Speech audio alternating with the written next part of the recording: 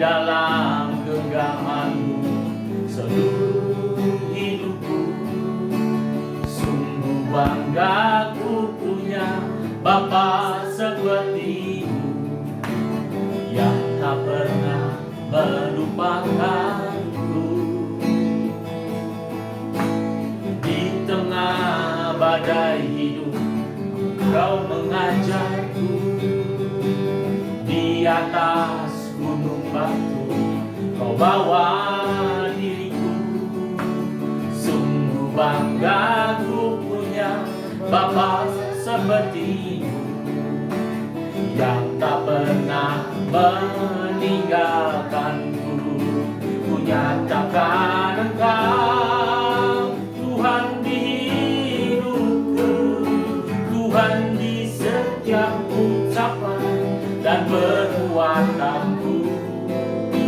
Ku nyatakan Engkau Tuhan di hidupku, Tuhan yang selalu ku sembah di setiap nafasku. Ku nyatakan Engkau Tuhan di hidupku, Tuhan di setiap ucapan dan perbuatanku.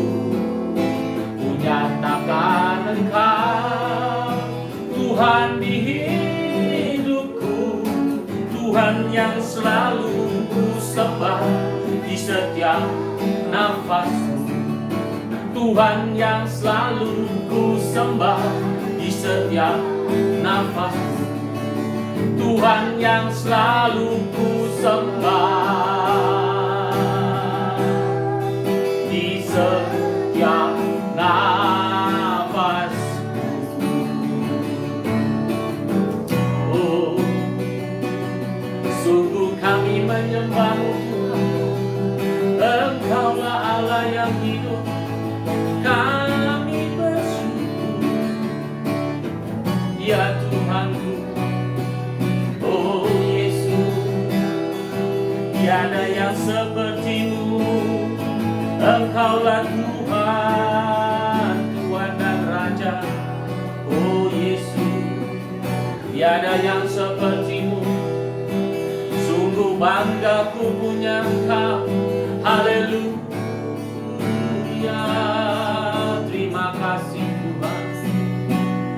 Oh glory, haleluya. Terima kasih hanya padamu. Haleluya, terpujilah nama Engkau ya Tuhan. Allah yang sesat, Allah yang begitu baik, Allah yang sangat ajaib, Allah yang senantiasa kami panggil di dalam nama Yesus Kristus. Tuhan, kami bersyukur untuk saat ini kembali Engkau pertemukan kembali kami di dalam persekutuan yang indah ini. Kami percaya Bapa, Engkau ada dan hadir bersama dengan kami Tuhan. Oleh karena itu kembali kami nyatakan, oh Yesus Kristus adalah Tuhan, Tuhan dan Raja. Oh Yesus Kristus adalah Allah yang benar dan hidup yang kekal, Allah yang berkuasa penuh di dalam seluruh kehidupan kami. Bapak, kami siap untuk menerima segala berkat yang Kau curahkan. Beracara bagi setiap kami Tuhan. Dan puji-puji nama-Mu hanya dalam nama Bapa, Putra, Roh Kudus, yang nama Tuhan Yesus Kristus. Kita yang siap menerima kebenaran bersama-sama katakan amin. Shalom. Kita berjumpa kembali di dalam ibadah tengah minggu. Haleluya. Gak berasa ya, waktu semakin cepat berlalu. Masih di dalam ibadah tengah minggu special edition.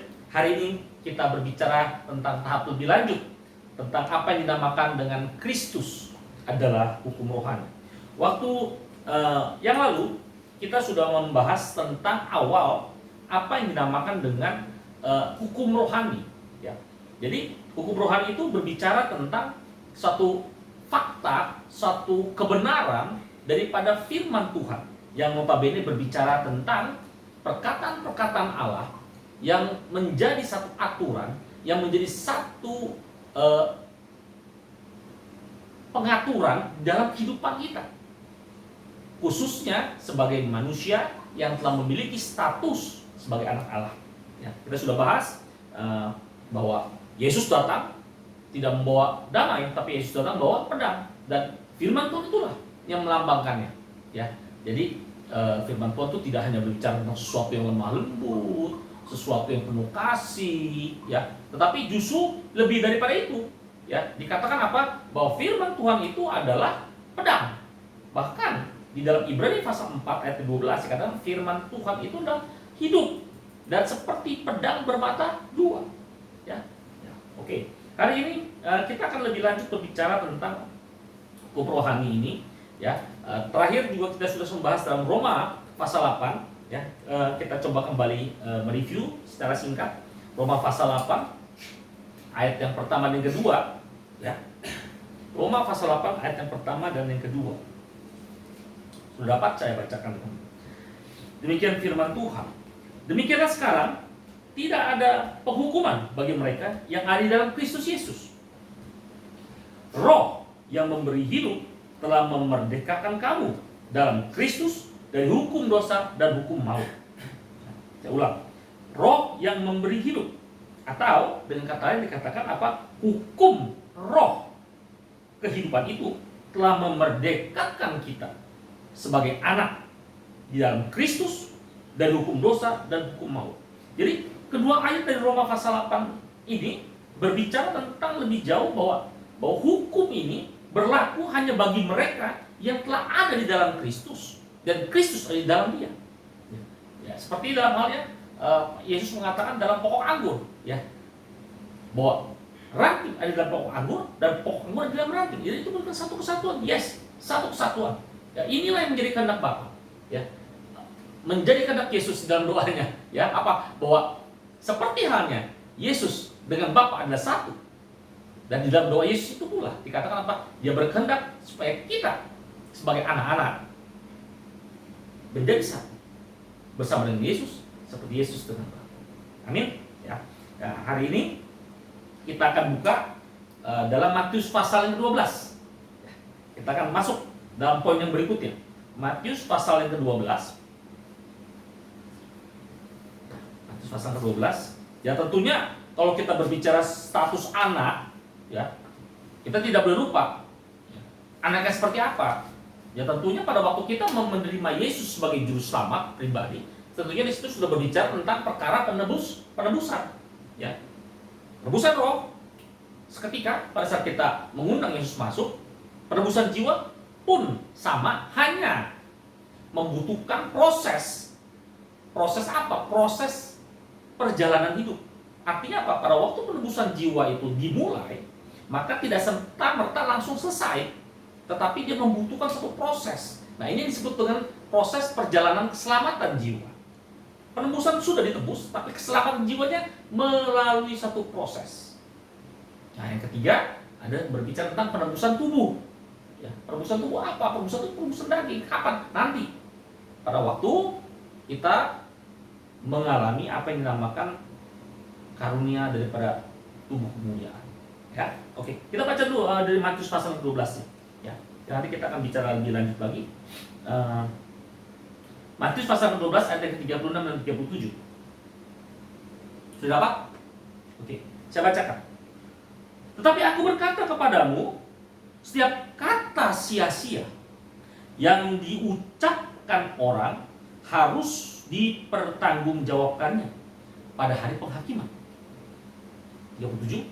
Karena menurut ucapanmu engkau akan dibenarkan, dan menurut ucapan pula engkau akan dihukum. Kemudian kita buka juga dalam Yakobus pasal yang ketiga.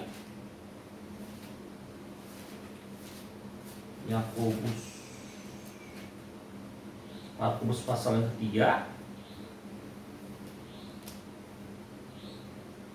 Kita baca ayat yang kedua. Oke, sudah dapat? Saya bacakan ya. Sebab kita semua bersalah dalam banyak hal. Barang siapa tidak bersalah dalam perkataannya, ia adalah orang yang sempurna, yang dapat juga mengendalikan seluruh tubuhnya. Nah, Berbicara tentang apa kedua kitab ini, yaitu Matius dan Yakobus? Jelas di dalam Matius pasal 12 dikatakan apa? Ayat 36, tetapi aku berkata kepadamu bahwa setiap kata sia-sia yang diucapkan orang harus dipertanggungjawabkannya. Nah, ini yang berhubungan dengan beberapa waktu yang lalu di mana kita berbicara tentang mulutmu harimaumu, ya kemudian apa lagi? Ya banyak ya, itu sudah jelas. Artinya apa? Di dalam hukum dunia atau juga kita tahu hukum Taurat, ya, mulut, perkataan itu sangat-sangat memegang peran. Bahkan dalam filsafat orang-orang Tiongkok, ya,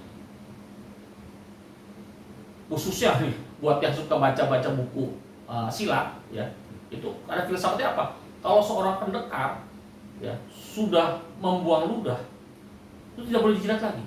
Jadi kalau sudah perkataan sudah keluar dari mulutnya, itu tidak boleh ditarik lagi. Ya, karena artinya apa?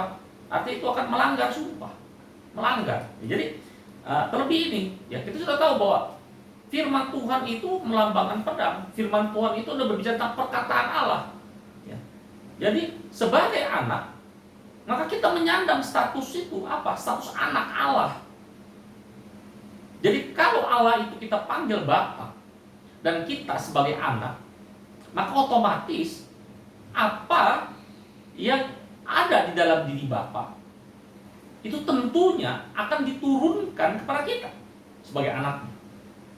Itu sebabnya di sini secara jelas dikatakan setiap kata sia-sia yang diucapkan orang itu harus dipertanggungjawabkan. Artinya apa? Kita sebagai anak itu tidak boleh dengan seenaknya berkata-kata. Kenapa? Karena kita bukan lagi anak dunia. Kita bukan lagi anak sembarangan. Tetapi kita telah memanggil Allah yang hidup itu dengan panggilan Bapa, ya Aba, ya Bapa.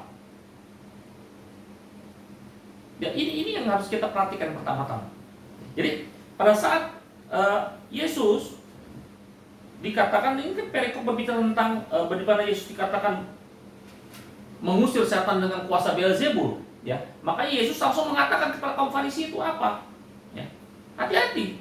Setiap kata yang sia-sia diucapkan oleh manusia itu harus dipertanggungjawabkan. Kenapa? Karena kembali kita ketahui, kaum Farisi itu berbicara tentang orang-orang yang mengerti tentang Taurat, mengerti tentang firman Allah. Tapi pada saat mereka mengerti tapi mereka tidak melakukannya, mereka mengabaikannya, maka ini juga berbicara tentang perkataan mereka, itu bukan hanya sekedar perbuatan. Itu sebabnya selalu diingatkan bahwa Yakobus di dalam pasal yang kedua juga mengingatkan kepada kita, hendaklah engkau menjadi pelaku, bukan hanya pendengar. Yakobus pasal 1 ayat 2 dan 2, ya. Jadi pelaku di sini bukan hanya perbuatan, tapi pelaku di sini juga berbicara tentang perkataan. Hati-hati dalam berkata-kata. Khususnya untuk para kaum muda, ya. Kenapa? Karena dari dulu tuh udah biasa kadang-kadang manggil teman-teman, ya, SMA, kuliah, SMP pakai nama orang tuanya. Iya kan? Atau punya nickname, ya, yang dipanggil si babi lah, yang dipanggil si hidung gede lah, macam-macam tuh panggilannya. Ya. Kenapa? Karena saya juga ngalamin. Kenapa? Dulu waktu saya SMA, saya punya teman yang dipanggilnya namanya si kodok. Dan ini pengalaman yang saya tidak bisa lupakan, tapi juga pengalaman yang termasuk menjadi satu pelajaran buat saya. Kenapa? Karena saking kita sering memanggil dia dengan sebutan, akhirnya saya lupa nama asli dia. Dan setelah sekian tahun tidak berjumpa, saya bertemu lagi dengan dia di airport, di bandara sekarang. Ya. Pada waktu itu saya sedang mau bertugas, dia sudah berkeluarga dan sudah punya anak, rupanya ingin trip holiday. Ya. Jadi saat itu saya ingin memanggil dia, tapi saya lupa namanya. Yang saya ingat adalah panggilannya. Jadi dalam hati saya berpikir, kalau saya panggil itu, tentunya keluarganya akan marah. Jadi, dan satu-satunya untuk memastikan, jadi sambil lalu saya panggil. Saya panggil. Bener nengok. Dan dia masih tahu itu panggilan dia. Hanya pada waktu saya lihat, suaminya dan anaknya terperangah. Oh, istriku dipanggil dengan panggilan seperti itu. Dan dia masih ingat dengan nama saya. Oh, haleluya. Ya. Dan, tapi itu bukan hanya sekedar lucu-lucuan, tapi ini berbicara benar. Ya. Jadi pada saat kita beranjak dewasa, pada saat kita beranjak dalam kehidupan sosial, mungkin kita akan bertemu dengan orang-orang dalam kehidupan yang pertemuan-pertemuan formal. Ya. Tapi pada saat kita lupa namanya, itu tidak lucu. Ya. Jadi hati-hati, ya. Hati-hati dengan sebutan-sebutan ini. Jadi balik lagi kemarin, ya, bahwa dikatakan hati-hati dalam berkata-kata. Ada benar, kenapa? Karena sekali lagi firman Tuhan itu berbicara tentang perkataan Allah.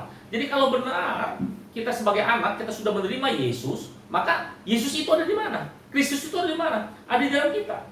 Maka pada saat kita melakukan apa yang menjadi bagian kita, apa? Mengucap syukur, menyeru namanya dan memperkatakan firman-Nya, maka kebenaran itu, maka hayat ilahi itu akan mengalir dari roh ke jiwa. Tujuannya apa? Untuk menjenuhi seluruh pikiran, perasaan, dan keinginan kita. Ya. Nah, itu adalah prinsip dasar daripada yang kedua. Masih ingat ya, prinsip dasar yang kedua. Tetapi pada saat kita ingin memasuki prinsip dasar yang ketiga, yaitu apa? Pada saat telah terjadi persekutuan di jiwa, maka otomatis akan terpancar. Nah, ini harus hati-hati. Kenapa? Karena pada saat kita melakukan prinsip dasar yang kedua, tetapi kita tidak melatih diri, seperti apa yang dikatakan oleh Paulus, latihlah dirimu dan kuasailah sepenuhnya, yaitu apa? Lidah bibir kita harus dikuasai, maka semua akan jadi sia-sia. Nah, banyak sekali saya ketemu dengan para hamba Tuhan di dalam KKR, dalam ibadah-ibadah begitu luar biasa. Tapi pada saat saya berjumpa di lapangan, luar biasa perkataannya. Bahkan pada waktu saya pernah mengikuti suatu sidang sinode, ada seorang hamba Tuhan yang begitu luar biasa, dahsyat sekali memuji Tuhan. Ya, dia memimpin pujian-pujian yang begitu dahsyat. Tapi pada saat saya berjumpa dia di lapangan parkir, dia sedang memaki supir pribadi. So, sia-sia. Harus saya katakan itu sia-sia. Jadi sekali lagi, Yesus berkata sedemikian ini bukan hanya untuk kaum Farisi, tapi untuk seluruhnya. Jadi kalau kita mau rubah pun bisa. Ya. Jadi setiap kata sia-sia yang diucapkan oleh orang percaya, walaupun lebih dalam. Ya. Tapi ini dikatakan di sini untuk semua orang. Artinya apa? Hukum ini berlaku untuk apa? Mereka yang juga bukan anak-anak Tuhan. Jadi kalau hukum ini bisa berlaku dalam kehidupan manusia pada umumnya, apalagi sebagai anak Tuhan, kita harus lebih lagi menjaga perkataan kita. Tetapi bukan berarti kita dengan kemampuan kita mengubah, menahan diri. Ya. Hati-hati, ya. Bukan demikian. Artinya apa? Pada saat kita secara sadar sudah memiliki Kristus, maka kita pada saat kita membuka ketiga pintu, maka dia otomatis akan mengalir ke dalam jiwa kita. Nah, pada saat itu kita lakukan secara kontinu, secara bertanggung jawab dan mengerti apa yang itu dimaksud dengan mengucap syukur, apa yang dimaksud dengan menyeru namanya, apa yang dimaksud dengan memperkatakan firman-Nya, ya terutama dalam membaca buku Kris ya. Untuk saudara-saudara yang terkasih dalam Tuhan Yesus, kan harusnya sebagai jemaat di VOS sudah memiliki buku Kris ya. Jadi pada saat itu dilakukan dengan sadar dan bertanggung jawab, maka saya harus katakan maka pasti ya, perlahan tapi pasti Kristus Roh pemberi hidup yang ada di dalam diri, dia akan melakukan perbaikan dan pemulihan. Ya, Tuhan tidak pernah berubah. Yang buruk jadi cantik, yang pesek jadi maju. Bukan. Ya. Tuhan hanya memoles. Tuhan memproses. Banyak, jadi contoh banyak. Yang paling gampang kita lihat daripada Paulus.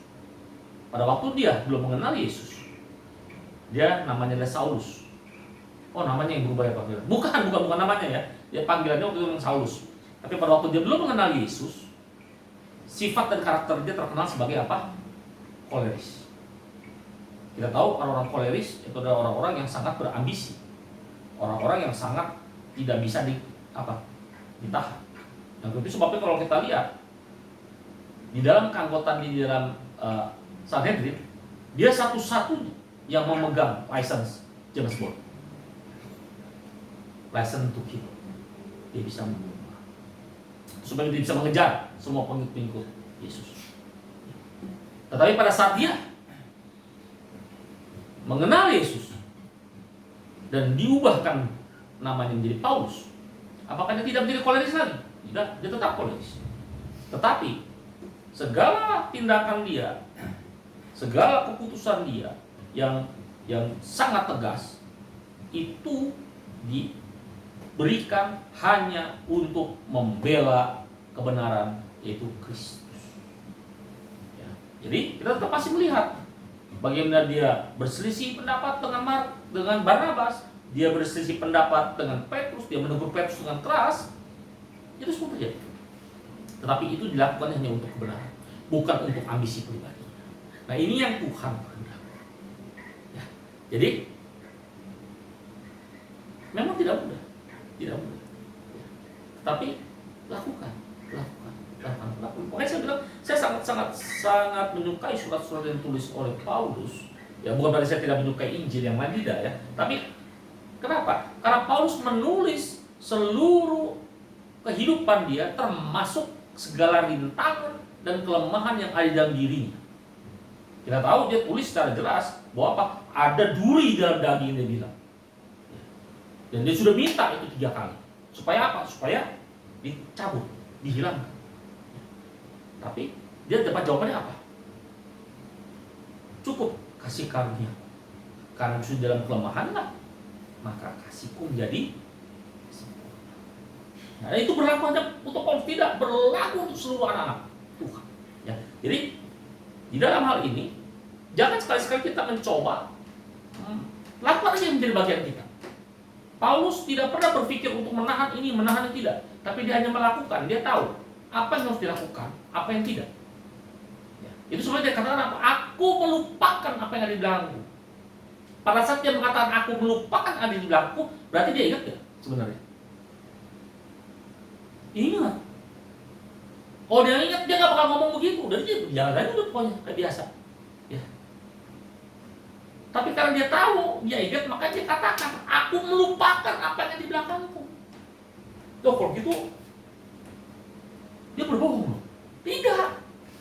Tetapi ini yang dikehendaki. Apa? Saya kasih contoh satu lagi. Bagi saudara-saudara yang telah memiliki buku doa kunci, ya. Salah satu doa yang sedang kita bahas di dalam PA saya, ya, di dalam PA keluarga, berbicara tentang doa khawatir. Di situ dikatakan secara jelas apa? Aku adalah seorang pemercaya. Aku bukan seorang pembimbang. So, kita lihat. Seorang pemercaya. Artinya adalah orang percaya. Betul? Orang percaya atau orang yang bisa dipercaya lah. Ya kan? Coba kita lihat. Secara manusia, Roma 3 dikatakan apa? Tidak ada manusia yang sempurna. Artinya apa? Semua manusia sudah kehilangan kemuliaan Allah. Jadi, ada nggak manusia yang bisa percaya, benar-benar percaya, dan manusia yang benar-benar bisa dipercaya? Tidak ada. Tadi pun kita baca ayat. Tidak ada. Nggak ada yang sempurna. Ya. Dan kita tahu pula bahwa hukum Allah itu bukan hanya berbicara tentang hukum yang tertulis. Contoh pada waktu dia katakan jangan membunuh. Pada saat kita berpikir, gua nggak suka membunuh, awas. Nah, itu termasuk membunuh bukan dalam pikiran? Yes, itu betul. Jadi kayak nuansa yang dikatakan di dalam firman Tuhan sebagai hukum rohani ini bukan cuma berbicara tentang tulisan, tidak. Tapi banyak sekali berbicara tentang sesuatu yang tersirat, bahkan lebih dalam sekali berbicara tentang bagaimana Allah akan mengorek semua karakter-karakter manusia lama.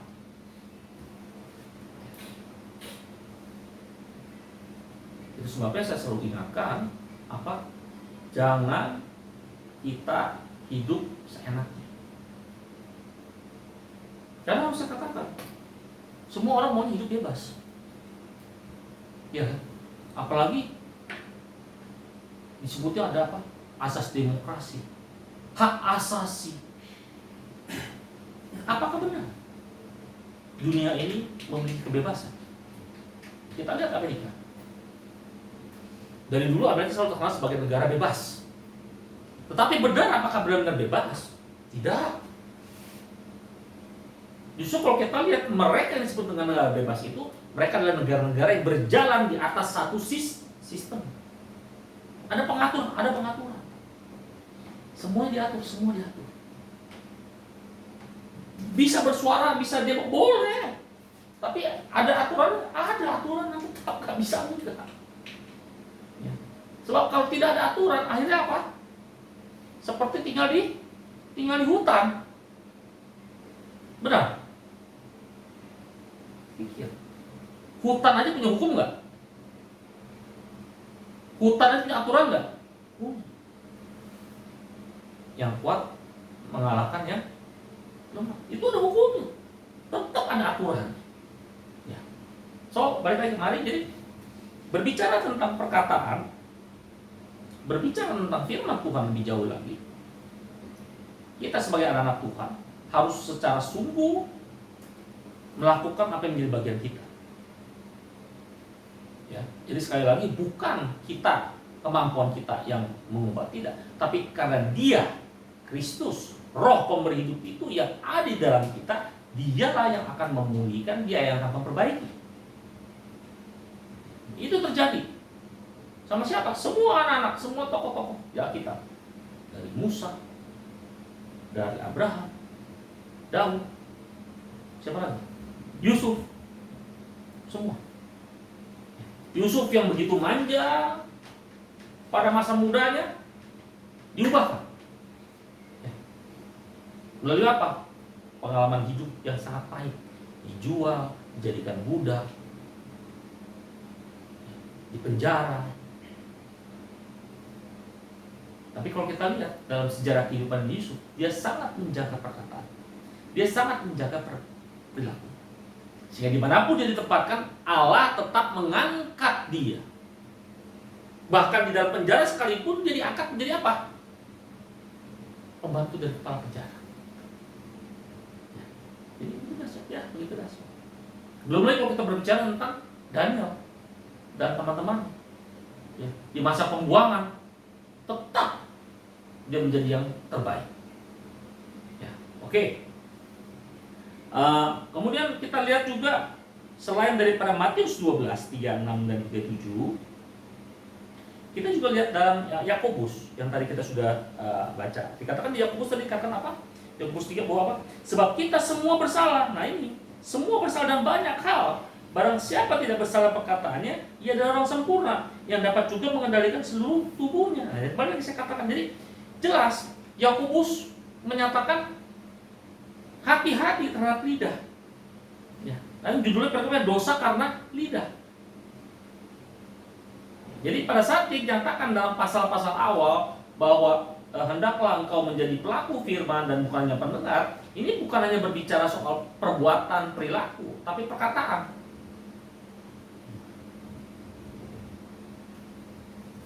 Jadi di dalam dua kitab ini poin yang harus kita perhatikan adalah bahwa hukum rohani itu berbicara tentang perkataan atau pengakuan kita.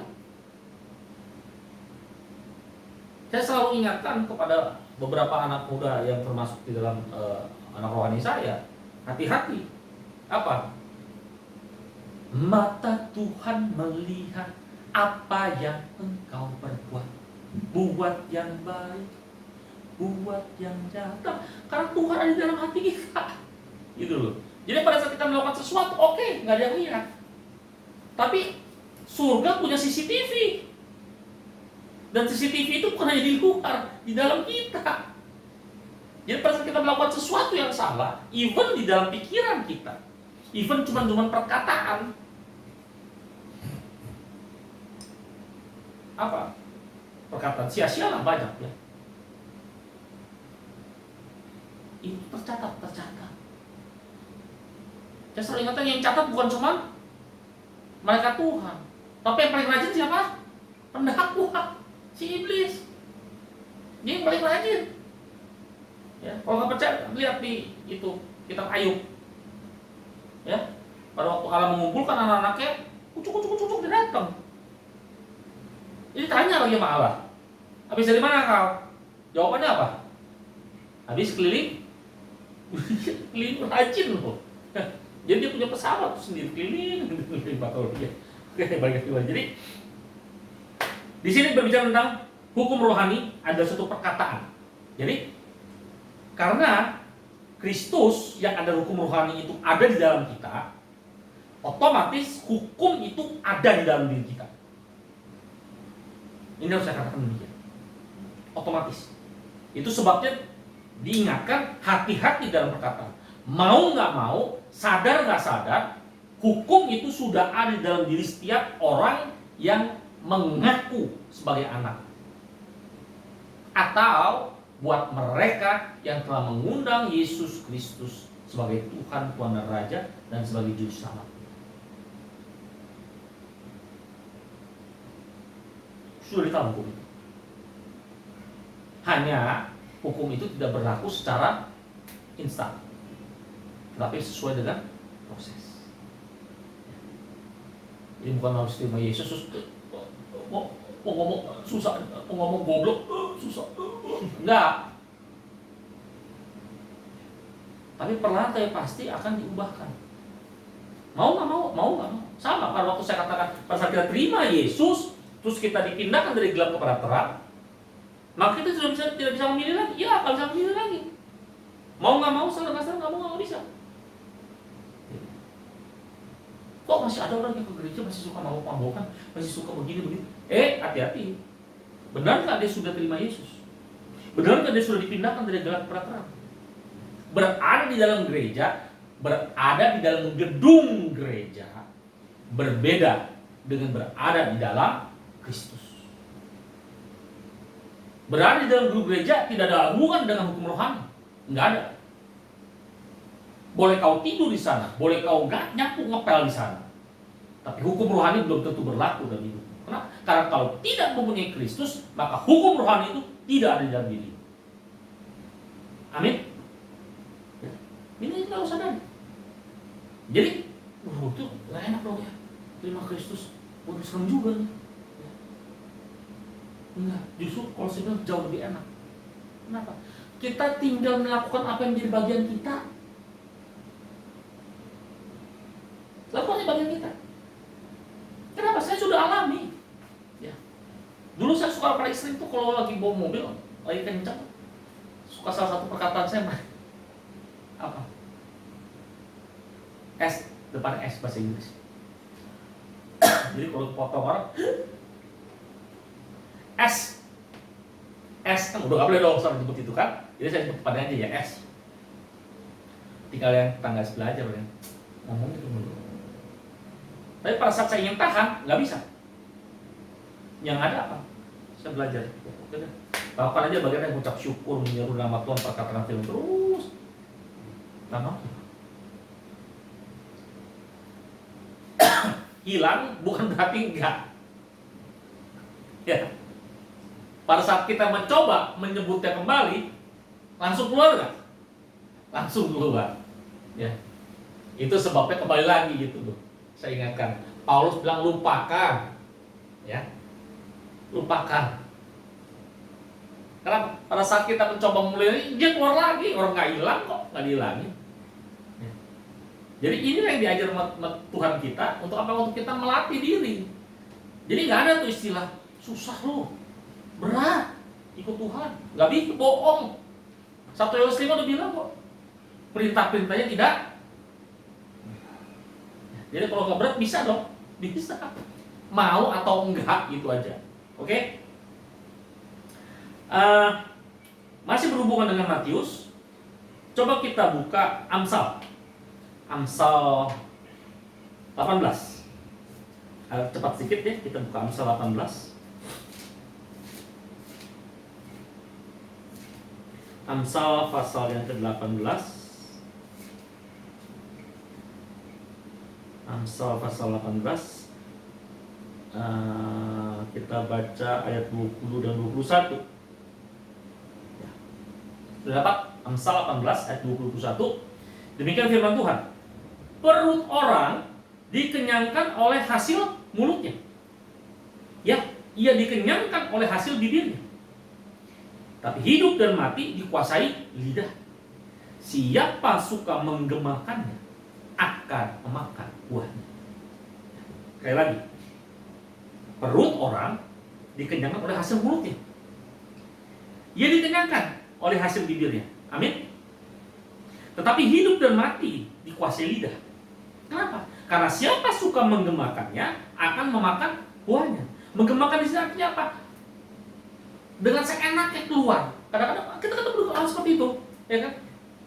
Apa ya, kalau bahasa ini kan tuh orang mungkin nyablak.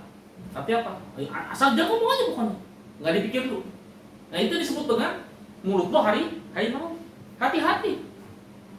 Amsal sudah mengingatkan. Kita buka lagi. Satu lagi, Amsal pasal yang ke-6.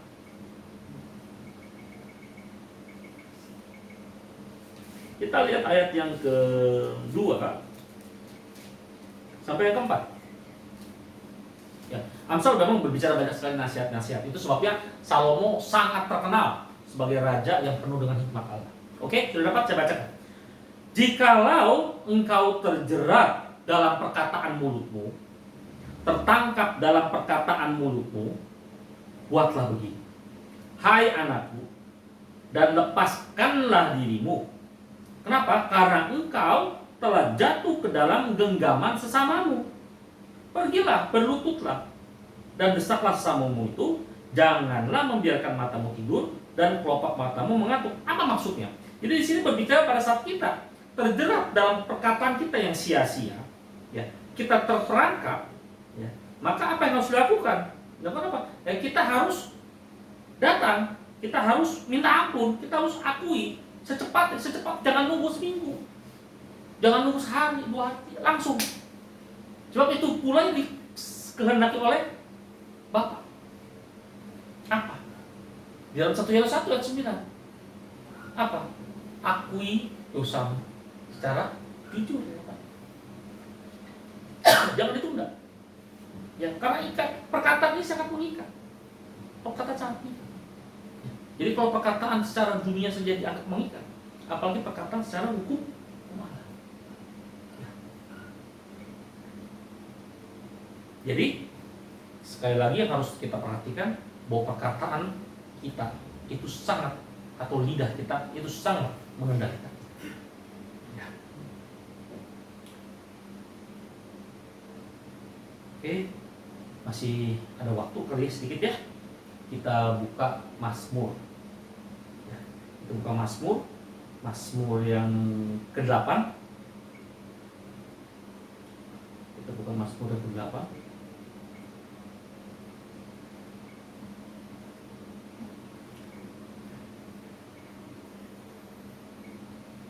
Mazmur pasal yang ke-8. Kita baca ayat yang ketiga.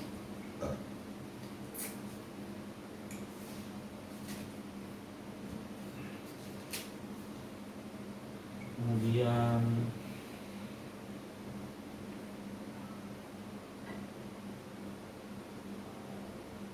Jadi dikatakan di sini apa?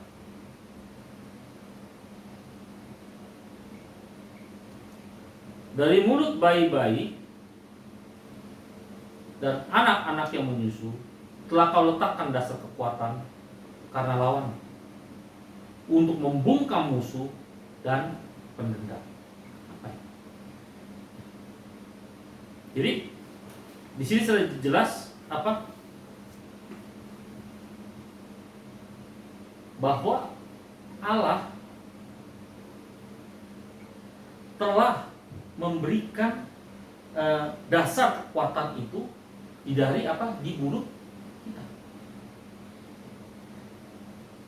Jelas.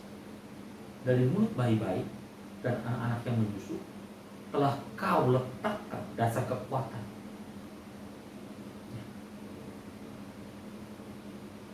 Jadi hati-hati. Jadi kekuatan yang paling besar itu ternyata bukan bersama tenaga atau apa itu, tapi bicara tentang iman. Itu sebab juga masih ada peribahasa yang masih berlaku apa? Fitnah lebih kejam dari tidak fitnah. Fitnah lebih kejam dari membunuh. Ya. Oke, saya rasa cukup sampai sini. Ya, nanti kita akan ketemu lagi. Kita akan berbicara lebih jauh lagi tentang Mazmur 103. Kita bicara juga tentang nanti Keluaran 14. Apa ini maksud dengan pengakuan? Apa yang maksud dengan pengakuan? Ya, kemudian juga kita akan berbicara tentang perkataan seperti apa yang akan membentuk hidup kita. Oke? Kasih Tuhan. Kasih Yesus.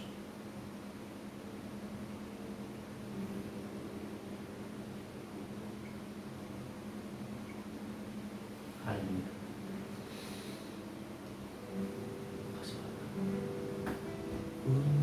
Kunyatakan Engkau Tuhan di hidupku, Tuhan di setiap ucapan dan perbuatanku.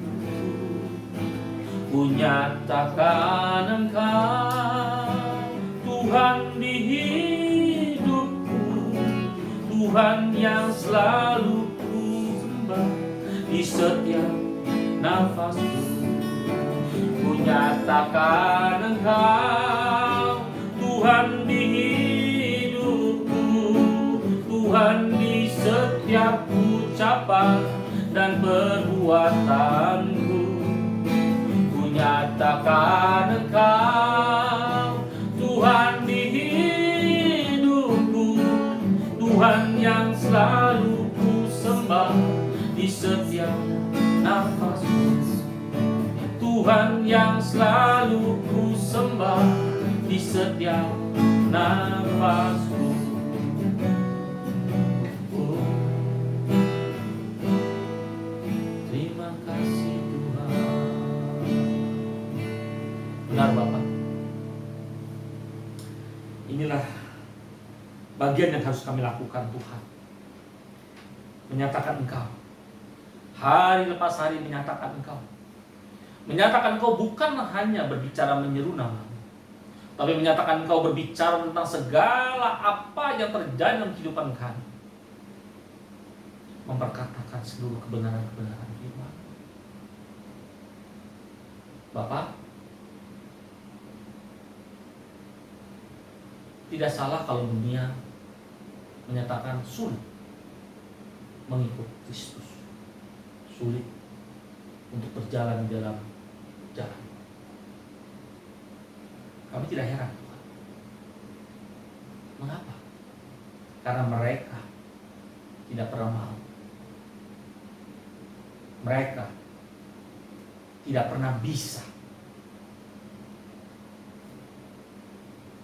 menikmati apa yang dinamakan kasih karunia dan damai sejahtera. Karena kasih karunia dan damai sejahtera itu akan dapat dimiliki dan dinikmati oleh setiap orang-orang percaya yang mana mereka mau hidup di dalam pengaturan. Mengapa demikian? Ya, karena kami belajar Tuhan. Pada saat engkau mengatakan damai sejahtera, maka untuk meraih damai sejahtera itu akan begitu banyak tantangan, rintangan, bahkan penderitaan. Itu yang terjadi. Pada saat engkau mengutus putramu yang tunggal Yesus Kristus lahir ke dunia, benar, damai sejahtera itu ada dalam dirinya. Tapi untuk meraih damai sejahtera itu, ada berapa banyak tangisan bayi yang harus terjadi. Nah, ini yang sering kali dilupakan oleh dunia. Begitu pula yang kasih tahu kita. Bapak, kami sungguh-sungguh bersyukur. Walau mungkin sebagai seorang anak kami mengalami pertumbuhan yang mungkin sangat lambat, tapi kami bersyukur karena dalam kelambanan pertumbuhan kami itu, kami benar-benar mengerti apa yang kau kehendaki dalam kehidupan kami. Dan kalau saat ini kau mengajar kami bahwa hukum rohani itu ternyata berbicara tentang perkataan, bukan hanya perkataan engkau, tapi juga perkataan kami. Kenapa? Karena kami adalah anakmu. Itu sebabnya kau mengajar secara jelas, secara detail, bahwa sebagai seorang anak, maka apa yang ada dalam diri Bapa, apa yang telah Bapa tetapkan, itu pun harus berlaku dalam kehidupan seorang anak. Dan kau tidak pernah memaksakan segala sesuatu secara instan, karena kau tahu bahwa kami tidak bisa dan kami tidak mampu. Itu sebabnya secara bertahap engkau mengajar kami. Ya, seperti pujian yang kami naikkan Tuhan. Justru dalam setiap badai, dalam rintangan itu engkau mengajar kami. Terima kasih Bapak. Terima kasih Yesus untuk pengertian-pengertian yang baru. Dan biarlah sekarang ini kami bukan hanya melatih diri untuk tidak memperkatakan kata-kata yang sia-sia, tapi kami melatih diri kami untuk melakukan apa yang menjadi bagian kami dengan benar dan bertanggung jawab. Mengucap syukur, menyeru nama, memperkatakan firman. Ya, hanya itulah yang kau tuntut dalam setiap kami. Engkau tidak menuntut hasil. Karena apa? Karena sekali lagi, engkau yang di dalam kami mengetahui diri kami masing-masing lebih daripada diri kami. Karena itu kami sekali lagi bersyukur. Bersyukur punya Allah yang dahsyat. Bapak, firman-Mu saat ini selesai. Tapi kami percaya firman itu akan menguatkan dan terus menumbuhkan kami pada saat kami berkelakuan selayaknya sebagai seorang anak. Lalu Bapak kembali akan menyerahkan anak-anak-Mu tempat ini maupun di rumah. Mari anak-anak Tuhan, bangkit berdiri sebelum kita tuntaskan firman Tuhan ini. Persiapkan hati dan angkat tanganmu untuk menerima berkat datang dari Allah. Terpuji nama-Mu Allah Bapa di surga, Allah yang Maha berwajahnya, Allah yang mencurahkan segala berkat dan anugerah, cinta kasih damai sejahtera dari Yesus Kristus Tuhan, persekutuan yang indah di dalam Yesus, di dalam Roh Kudus yang akan menyertai kita sekarang sampai selama-lamanya. Dalam nama Bapa, Putra, Roh Kudus, Tuhan Yesus Kristus yang telah menerimanya bersama katakan, amin. Shalom.